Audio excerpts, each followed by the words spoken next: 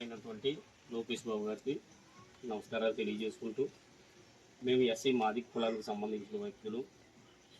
Corona టైంలో మేము చాలా ఆర్థికంగా వెనకబడి చాలా ఇబ్బందులు పడుతూ బ్రతుకుదీరు వేయటన్నా తెలియని పరిస్థితుల్లో ఉన్న టైంలో కాజులూరు నుంచి మడి కిషోర్ బాబు అన్న వ్యక్తి మా మాదిగ కులస్తుడు వచ్చి, మీకందరికీ ఎస్సీ కార్పొరేషన్ ఆధ్వర్యంలో నేను లోన్లు ఏర్పాటు చేస్తాను, మలుపు ఆధ్వర్యంలో నేను మీకు లోన్లు ఇప్పిస్తానని చెప్పి మా గ్రామాలకు వచ్చి మమ్మల్ని అందరినీ ఉత్తేజపరిచాడు. అతనితో పాటు ఉప్పలగుప్తం దేవానందం, అలాగే నేదూరు చిన్నబాబు, వీళ్ళు ముగ్గురు వచ్చి మీకు లోన్లు కంపల్సరీగా వస్తాయని నమ్మబలికి మమ్మల్ని ఎంతగానో నమ్మించి, నమ్మక ద్రోహం చేస్తామని ఎప్పుడు అనుకోలేదు. నమ్మించి మాకు ఏం చేశారంటే, కొంతకాలం ఒక 6 నెలల పాటు వాళ్ళతో కూర్చున్నారు. 6 నెలలు వాళ్ళతో కూర్చుని మమ్మల్ని తర్వాత ఇది డబ్బులు ఎంతో కొంత కడితేనే కానీ పని అయ్యేలా లేదు అని చెప్పి డబ్బులు కట్టమని చెప్పారండి. దానికి 1 లక్ష రూపాయలకి 10,000 రూపాయలు కట్టమని, 50,000 రూపాయలు కడితే 5 లక్షల రూపాయలు లోన్ అని, 1 లక్ష రూపాయలు కడితే 10 లక్షల రూపాయలు లోన్ అని ఈ విధంగా మాతో చెప్పి మమ్మల్ని డబ్బు కట్టమంటే, అప్పటికే చాలా ఆర్థికంగా వెనకబడి ఉన్నాం మేము. ఎలా కట్టాలో, ఏ విధంగా కట్టాలా, 1 లక్ష రూపాయలు వచ్చినాయంటే మా సమస్యలన్నీ తీరుతాయి కదన్న ఒక ఆలోచనతో మేము కొంతమంది వ్యక్తుల దగ్గరికి వెళ్ళి డబ్బులు అప్పు చేసుకుని ఆ డబ్బులు కట్టడం జరిగిందండి. 10,000 రూపాయలు కట్టేవాళ్ళు 10,000 రూపాయలు కట్టారు, 50,000 రూపాయలు కట్టేవాళ్ళు 50,000 రూపాయలు కట్టారు, 1 లక్ష రూపాయలు కట్టేవాళ్ళు 1 లక్ష రూపాయలు కట్టారు. ఈ విధంగా కట్టి ఆయన దగ్గర మేము 1 సంవత్సరం పాటు కట్టి 1 సంవత్సరం పాటు తిరుగుతూనే ఉన్నాం. మాకు లోన్ రాలేదు, ఏం రాలేదు. ఏటని నిలదీసాం.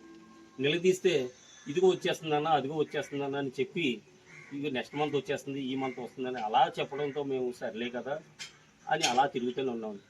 సంవత్సరాలు గడిచింది, 2 సంవత్సరాలు అయింది. మేము గట్టిగా నిలదీసాం. నిలదీస్తే ఇదిగో నేను ఢిల్లీ వెళ్తున్నాను, ఢిల్లీ వెళ్ళి లోన్లు వెంటనే తీసుకొస్తానని చెప్పడం. ఢిల్లీ వెళ్ళాడు. ఢిల్లీ వెళ్ళి అక్కడ ఒక వారం 10 రోజులు అక్కడ ఉండి మళ్ళీ వచ్చి ఇది అయిపోతుంది, నాయకులు వస్తున్నారు, ఇలా వస్తున్నారు, అలాగా తర్వాత విజయవాడ రమ్మని, విజయవాడ మమ్మల్ని కూడా తీసుకెళ్ళాడు. ఢిల్లీ కూడా మమ్మల్ని అందరినీ తీసుకెళ్ళాడు. అతని ఛార్జీలు పెట్టుకుంది. ఢిల్లీలోని ఎక్కడ ఆఫీస్ కనపడలేదు, ఏమీ కనపడలేదు. మమ్మల్ని తీసుకెళ్ళి లాడ్జీ రూమ్లో పెట్టి అతను ఎక్కడెక్కడికి వెళ్ళి వచ్చాడో తెలియదు, కానీ ఢిల్లీ అలా చేశాడు. అలాగే విజయవాడ రమ్మన్నాడు. విజయవాడ రమ్మని విజయవాడలో కూడా లాడ్జీ రూమ్ తీసి లాడ్జీ రూమ్లో పెట్టి అక్కడ కూడా ఏదో మా అధికారులు వస్తున్నారు, రెడీగా ఉండనని 2 రోజుల నుంచి తర్వాత లేదు ఎవరు రావట్లేదు, మనకి డైరెక్ట్గా మన అకౌంట్లోకి అమౌంట్ వేసేస్తారంట అని చెప్తూ ఇలాగే చేసుకొచ్చాడు. తర్వాత గుంటూరు వెళ్ళాం, మంగళగిరి వెళ్ళాం. అంటే ఆ వ్యక్తి పరారైపోయి ఎక్కడెక్కడ పరారైపోతున్నాడో ఆ ప్లేస్లకి వెళ్తాం. ఇవన్నీ చేసిన తర్వాత కొంతకాలం 4 సంవత్సరాలు పూర్తయిన తర్వాత ఆయన ఇక్కడి నుంచి మడికి కిషోర్ అన్నవాడు హైదరాబాద్ వెళ్ళిపోయాడు.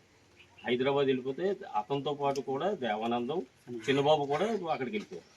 వాళ్ళు హైదరాబాద్లో ఉంటే మేము చుక్కా సైజ్ ద్వారాగా వీళ్ళు ఎక్కడ ఉన్నారో ప్లేస్ కనుక్కొని మేము హైదరాబాద్ వెళ్ళాము. హైదరాబాద్ వెళ్ళి అక్కడ మేము చుక్కా సైజ్ను పట్టుకొని దేవానందం, చిన్నబాబు దేవానందం దొరికాడు తప్ప ఈయన దొరకలేదు. వాళ్ళని గట్టిగా నిలదీస్తే ఇప్పుడే వెళ్ళిపోయాడు, వస్తాడు, మీరు డబ్బులు ఎట్టుకెళ్ళిపోతున్నాం అంటే ఒక 2 రోజులు అక్కడ ఉన్నాము. ఆ 2 రోజులు కూడా మా food maintenance, lodge maintenance Kishore బాబే పెట్టుకున్నాడు. అది చూసాం, అక్కడి నుంచి వచ్చేసాం. ఇదిగో ఇస్తాను, అదిగో ఇస్తాను, ఇప్పుడు వచ్చేవ్వలేదు. తర్వాత మండపేటలో ఒక బ్యాంకు కూడా పెట్టాడు. ఫస్ట్ ఫైనాన్స్ బ్యాంక్ అని అది పెట్టారు. దానికి కూడా మేము ఇవన్నీ చూసి నమ్మేసామండి. నమ్మేసి గొర్రెల్లా మేము కట్టాం.